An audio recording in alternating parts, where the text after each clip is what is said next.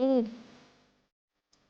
Today we're going to make a keto 3-seed cinnamon raisin sourdough. The original recipe, the plain recipe, is already on the channel, but this one is a cinnamon raisin and there's some differences. So that's what we're going to do today.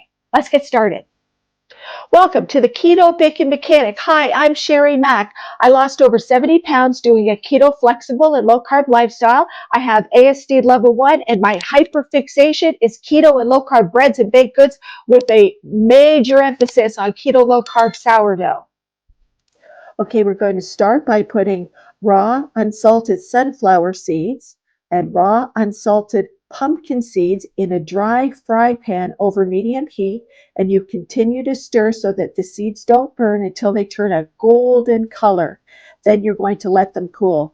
In your grinder or mini blender, you want to put in the baking powder and then add your toasted seeds. You put in the baking powder first because it keeps the seeds from turning to a butter, and you just grind them until they turn to a nice fine flour.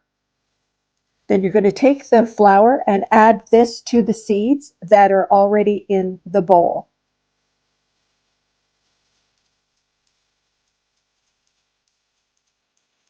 Next, you're going to combine all of the seeds and the flours together and just break it up as much as possible. And then you're going to add your golden flax seeds right into the bowl, add your psyllium husks, whole psyllium husks, healthy salt of choice, and add freshly ground flax seeds. So you're going to grind the flax seeds after you grind the other seeds. Then you're going to add in your xanthan gum and your cinnamon as much as you like.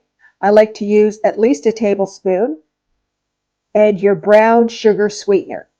And pull all of these ingredients together, mix them well so that everything is well incorporated.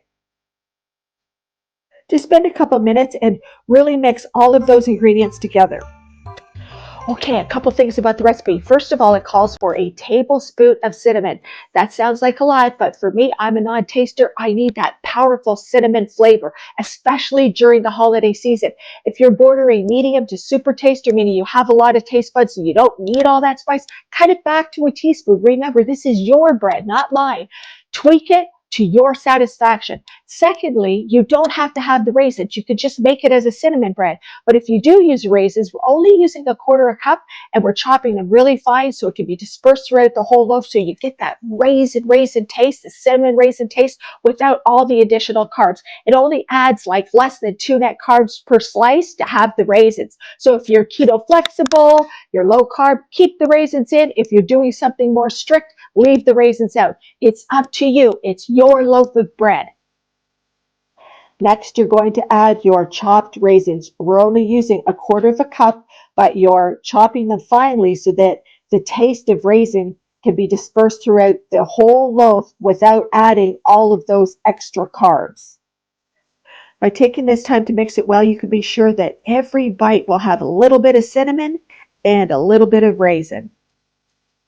Now you're going to add your Living Bio-Boss Sourdough Starter. You take it from the jar, you're going to take a cup out, and then you're going to feed the remainder of the starter that's left in the jar and start the process again of feeding it every day until it reaches the top of the jar, and then you can bake again. So you want to mix this starter into your seed mixture as well as possible with a spatula. And when you can't mix it anymore, just use your hands and squeeze all of the ingredients together.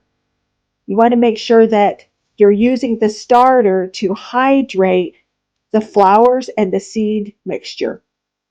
Squeeze it as much as possible. I just let it go right through my fingers. Sometimes it'll be drier than other days, so when it is a little bit dry, just add 1 tablespoon of water at a time until it becomes moist enough that all of the ingredients, the flour and the seeds, are pulled together and that they stick together. So if 1 tablespoon doesn't work, add another tablespoon and continue that process until it pulls together as a dough. Most of the time you don't have to do this, but it depends on the time of year, the temperature of your house, and living starters are different every day. It's actually quite surprising and intriguing how they can take on a different look and texture every day. Once all the ingredients come together, form the dough into a ball. Just take your time and pull all those ingredients together into a ball and then set it down in the bowl, and we're going to cover it and let it rest covered for 30 minutes. And this will allow the psyllium and the flax and all the other ingredients to pull together.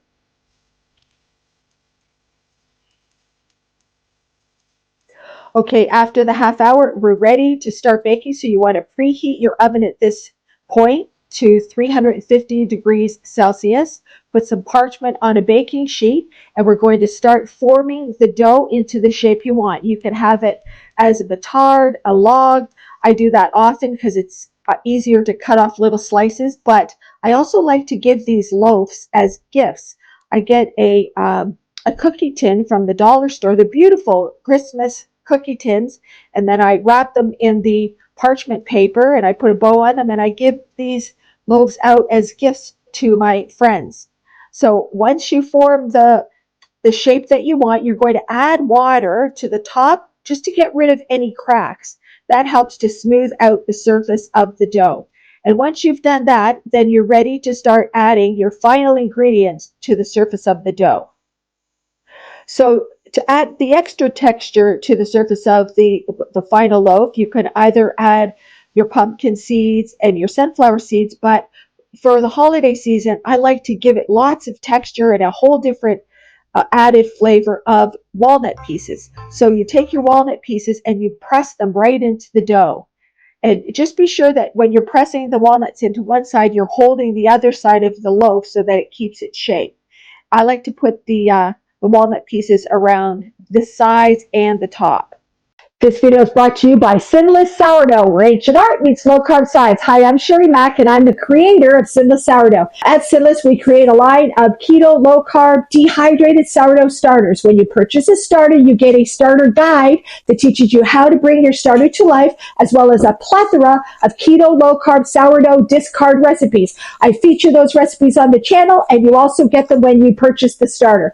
But the real value is with the Sinless Sourdough membership. With the membership, you learn how to bake 3 different styles of keto and low-carb breads and baked goods that undergo further fermentation. That's why there's video trainings to teach you how to do this. And it's that fermentation of the lactobacillus cultures and the wild yeast in the dough that give the resulting breads and baked goods all the health benefits that science talks about. But you need a membership for that, because baking authentic keto low-carb sourdough with further fermentation is a journey, and you're part of a baking community with lots of free cookbooks. You could ask me as many questions as you like along your journey. You get to share your journey with other people, and you're part of the Sinless Sourdough family. I just spit. Oh my goodness. That's it.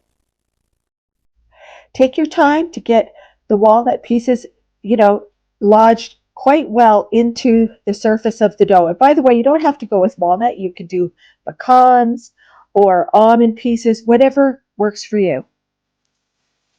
Lastly, we're going to add some brown sugar sweetener to the top of the loaf. Sprinkle it around a little bit of the sides and the top.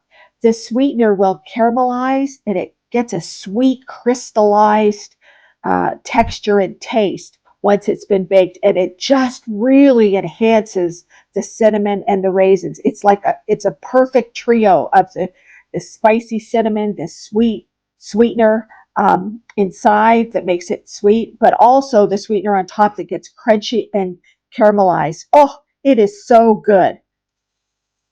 Once you've added the sweetener to the loaf, you're going to pop it in the oven at 350 degrees Fahrenheit for about 40 to 45 minutes. Once it's baked, let the loaf cool on the baking tray just for a couple of minutes, and then you're going to transfer it to a wire rack, cover it, and let it sit for at least 4 to 5 hours. I like to leave it 24 hours so that all of the ingredients inside the bread can pull together so it's easier to slice. It is absolutely delicious. Lots of butter. Let's taste this baby. Mmm. Oh, so good. Oh, it's crunchy and moist, sweet and spicy. It's so delicious.